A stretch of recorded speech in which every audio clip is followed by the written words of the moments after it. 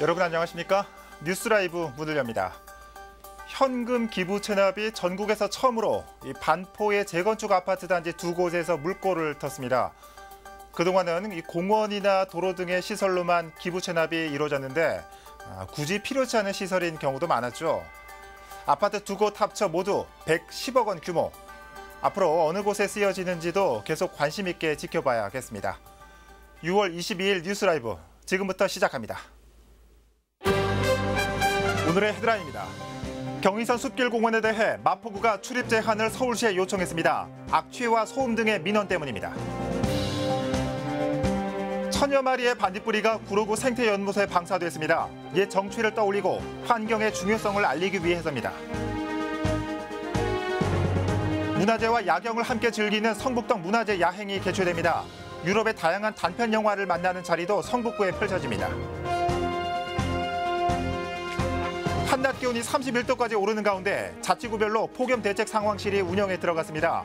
취약계층 건강관리와 쉼터 등이 운영됩니다.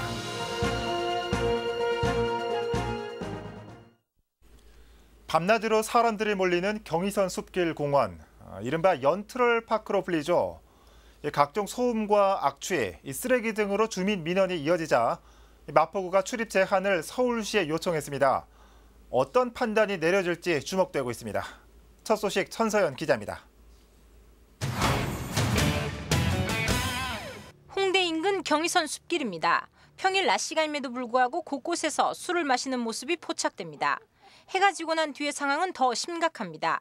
잔디밭은 온통 돗자리가 뒤덮었고 그 위에서 삼삼오오 사람들이 먹고 마십니다.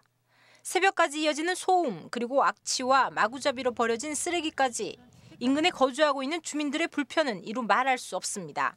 자다가 화장실에 가느라고 한번 일어나면 시끄러워. 많이 시끄러워요? 말도 못해. 근데 저녁 때 한 3시, 4시에 오면 토요일 날, 일요일 날은 나올 수가 없어. 사람이 많아서. 애들이. 쭉 앉아갖고 뭐 술 먹고 뭐 난리야. 개들 가지고 와서. 마포구가 서울시에 경의선 숲길공원 출입 제한을 요청했습니다. 경의선 숲길의 경우 주택가와 바로 인접해 있어 주민 불편이 크다고 판단했기 때문입니다. 벌써 몇 년째 주민 민원이 이어지고 있고 돗자리로 인한 잔디 훼손도 심각하다고 설명했습니다. 20m로 이렇게 작다 보니까 이제 그 공원 이용객들이나 인근 지역 주민들이 그 잔디밭에서 이렇게 뭐 음주하는 행위가 이제 불편하고 미관에도 안 좋고 하다 보니까 계속 이제 그걸 이제 자제해달라는 계속 민원이 있었어요. 구가 서울시에 출입 제한을 요청한 구간은 홍대 입구역 3번 출구부터 350m 구간입니다. 잔디밭에 대해서만 출입을 제한하는 곳으로 시간별이나 요일별 혹은 계절별 제한이 방안으로 제시되고 있는 상태입니다. 또 구는 서울시 부구청장 회의에서도 경의선 숲길 출입 제한의 건을 정식 안건으로 올려 공원 관리를 맡고 있는 서울시의 논의를 이끌어낼 계획입니다. 부구청장과 건의사항을 가지고 아마 그 회의 후에 다 그 관련 부서로 다 내려오는 걸로 알고 있어요. 다시 한번 논의해 볼 것 같아요. 한편 서울시는 최근 북촌 한옥마을에 대해 관광 허용 시간을 정한 바 있습니다. 북촌 한옥마을 사례와 같이 경의선 숲길도 출입 제한이 시행될지 관심이 모아지고 있습니다. 딜라이브 서울경기 케이블 TV 천선입니다. 예전에 산이나 들 그리고 이 강가에서 어렵지 않게 볼 수 있었던 반딧불이. 그런데 도시화 여파로 이제는 자취를 찾아보기 힘듭니다. 구로구의 한 도심공원에서는 한여름밤 가족들이 함께 모여 반딧불이를 자연으로 돌려보냈습니다. 엄종규 기자입니다.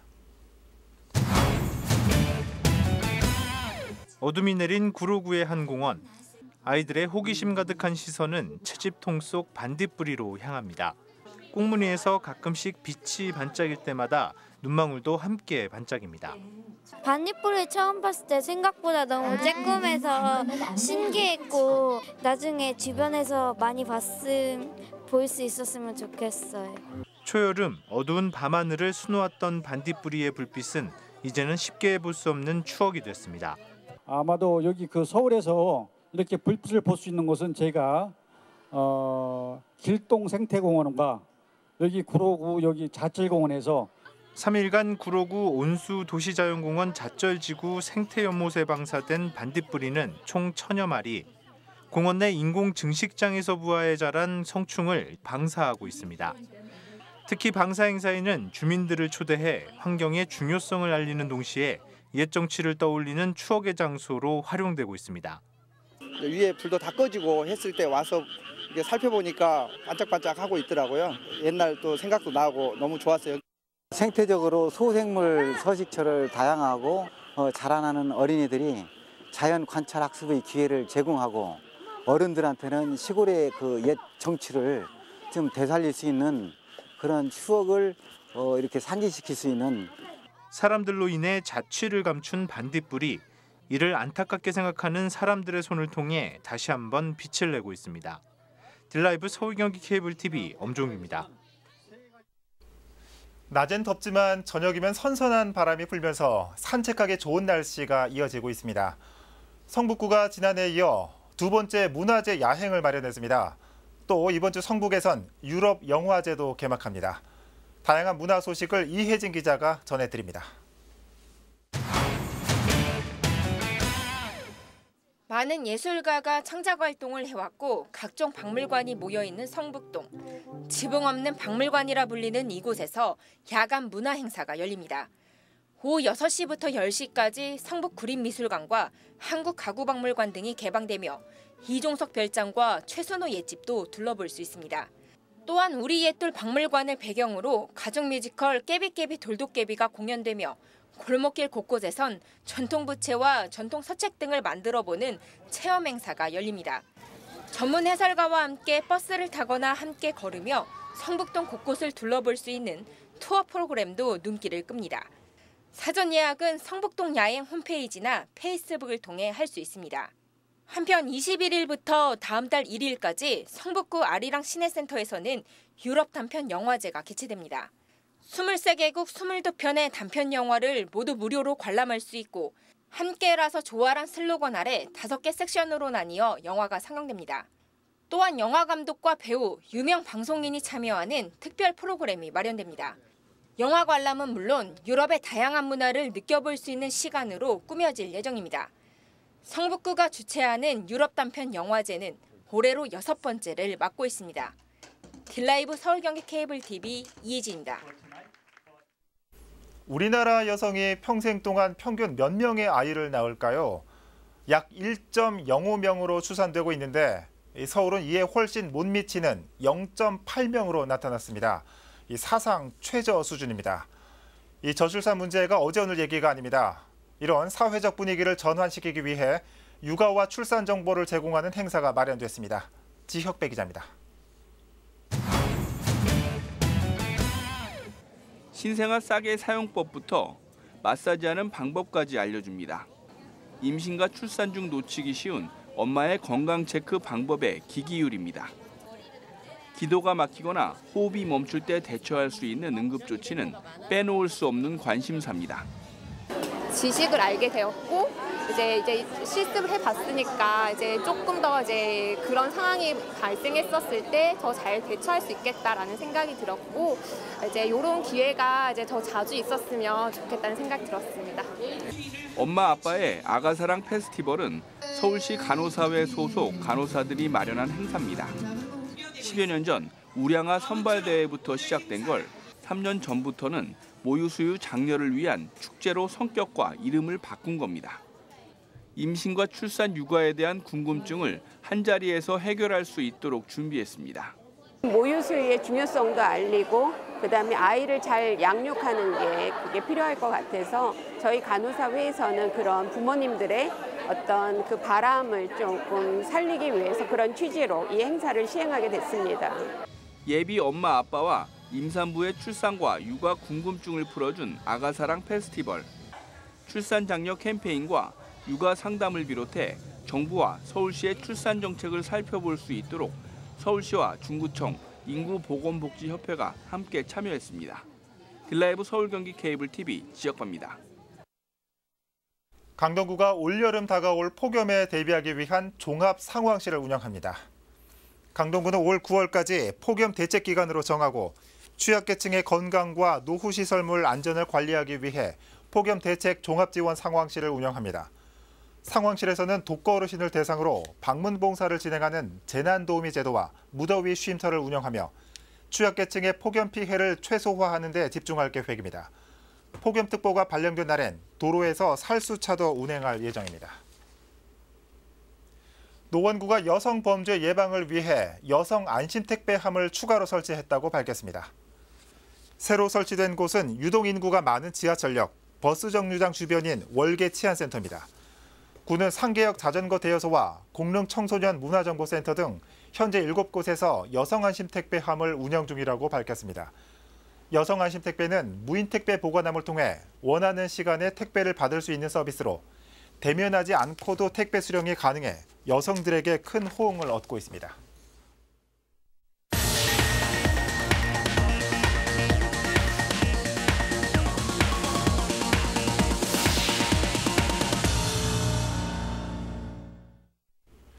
기초의회는 풀뿌리 민주주의의 가장 기본 단위라고 할 수 있습니다. 정치에 대한 관심이 높아지고 직접 정치에 나서는 청년층이 많아지고 있는데 이번 선거에서는 어떻게 나타났을까요? 이번 6.13 지방선거 서울 기초의회 결과를 통계를 통해 살펴보겠습니다.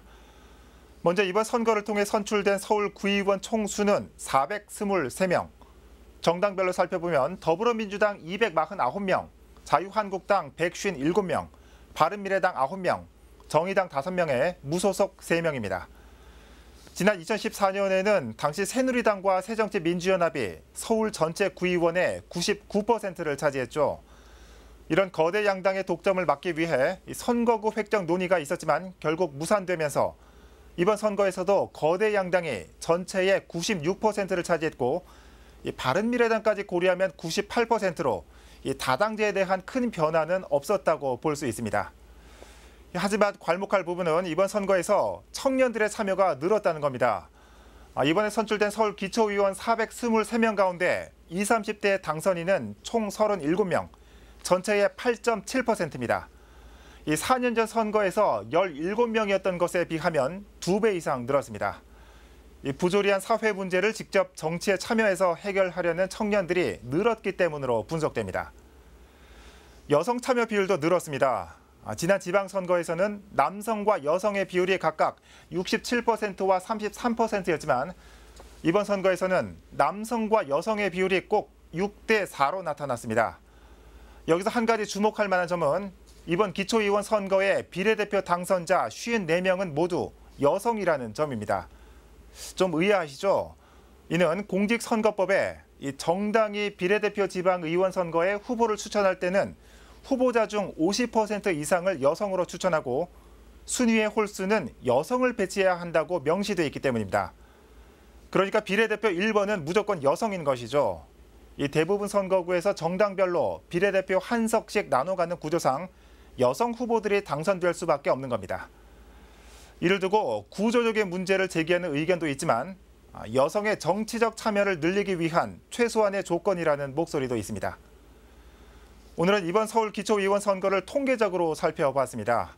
이 청년과 여성 참여는 다소 늘면서 이 정치적인 다양성은 소폭 늘어났다고 볼 수 있지만 여전히 거대 양당이 독점할 수밖에 없는 구조이기 때문에 소수 정당 참여 기회는 아직도 바늘구멍입니다. 또한 앞서서 기초의원 선거에서 여성의 참여가 늘었다고는 말씀드렸지만 여성 자치단체장 후보와 당선자 비율은 지난 선거에 비해 줄어들었고 1995년 지방선거가 시작된 이래 광역단체장 선거에서 여성은 한 번도 배출된 적이 없다는 점은 하후 상박 구조의 유리천장을 보여주는 게 아닐까 싶습니다. 통계로 살펴본 6.13 서울 기초의원 선거였습니다.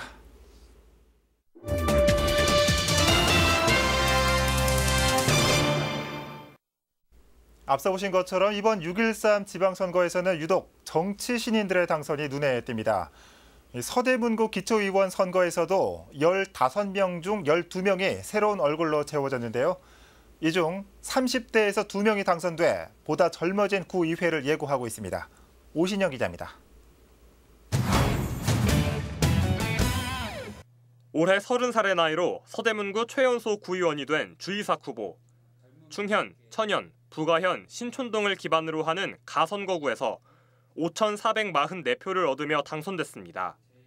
다른 당선인들에 비해 비교적 어린 나이이기에 느끼는 책임감도 막중하지만 주민들의 이야기를 경청하는 자세로 구정 활동을 잘 풀어나가겠다는 포부입니다. 주 후보는 동네의 쓰레기 문제에 주목해 골목마다 버려진 무단투기 쓰레기 문제를 임기 동안 해결하겠다는 계획입니다. 유동인구가 많은 그런 골목에 쓰레기들이 이렇게 가득 넘쳐나고 악취가 나는 것에 대한 민원을 너무 많이 제기하시거든요. 예산 확보를 할 때 가장 좀 중점적으로 다룰 생각입니다. 임한솔 후보는 정의당에서 최초로 당선된 서대문구 의원이 됐습니다. 남과자동과 북과자동의 서대문 마선거구에서 득표수 8,810표를 기록하며 3번의 도전 끝에 서대문구 의회에 입성했습니다. 임 후보는 줄곧 아이들과 어르신들이 살기 좋은 서대문을 만들겠다는 목표입니다.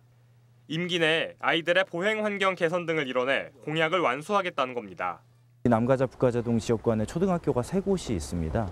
이 초등학교 3곳 인근에 있는 도로들을 좀 안전하게 개선하는 데 주안점을 둘 생각이고요. 학교 인근의 도로에 험프형 횡단보도를 좀 적극적으로 설치할 계획인데요. 저마다 다른 공약과 포부로 서대문구 의회에 발을 내디딘 정치 신인들. 주민들의 선택이 틀리지 않았음을 증명해 보이는 일만 남았습니다. 딜라이브 서울 경기 케이블 TV 오신영입니다. 이번 지방선거에서 광진구 지역 시의원은 모두 더불어민주당 후보들이 당선됐습니다. 게다가 모두 초선입니다. 초선 의원으로서의 포부와 다짐을 조성엽 기자가 들어봤습니다.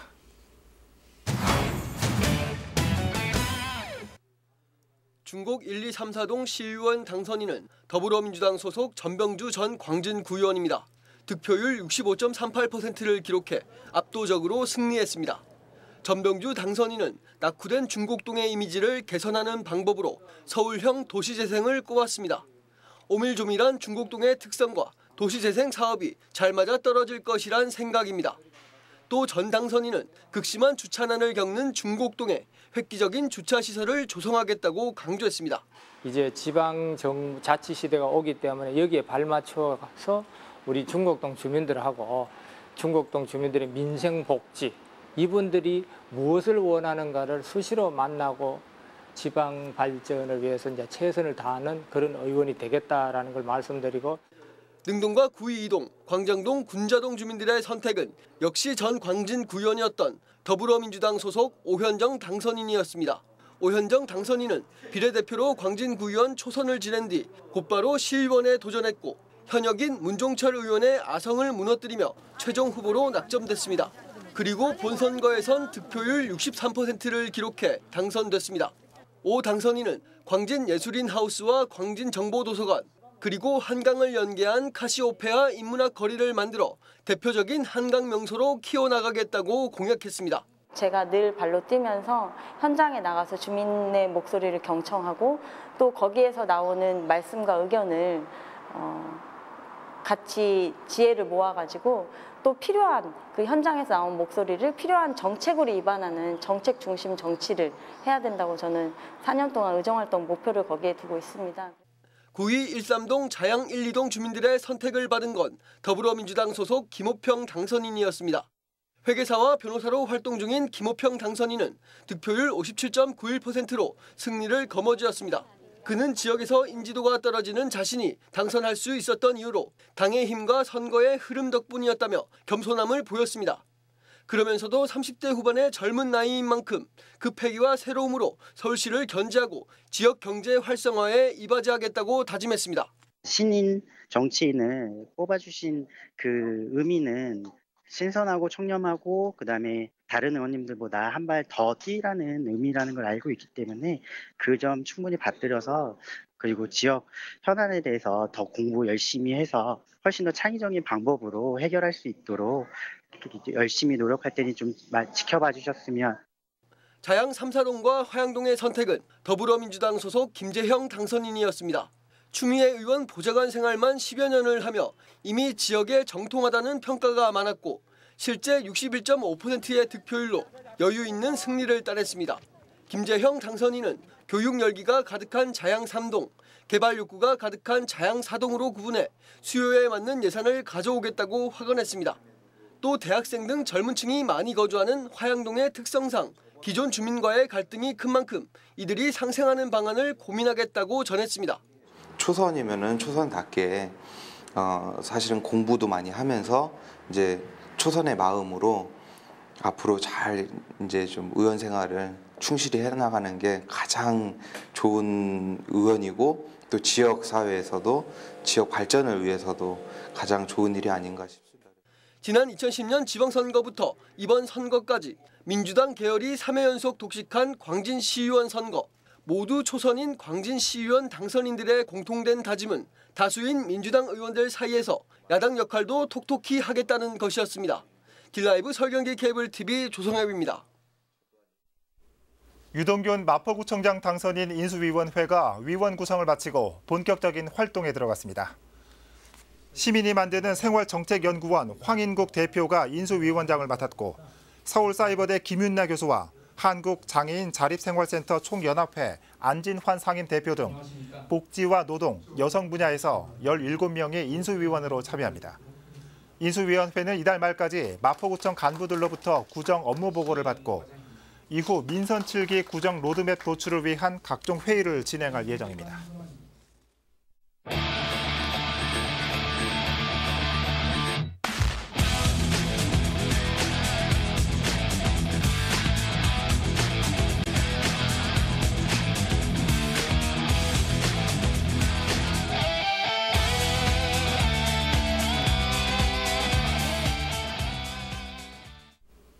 오늘 한낮 기온 31도로 이 전국 대부분 지역이 최고 기온을 기록할 전망입니다. 한낮에는 덥지만 아직은 저녁 무렵 야외 활동하기 좋은 시기입니다. 을지로 노가리 골목에서는 매주 금, 토요일 길맥 페스티벌이 열리고 이 서울암 공원도 내일부터 밤 10시까지 야간 개장에 들어갑니다.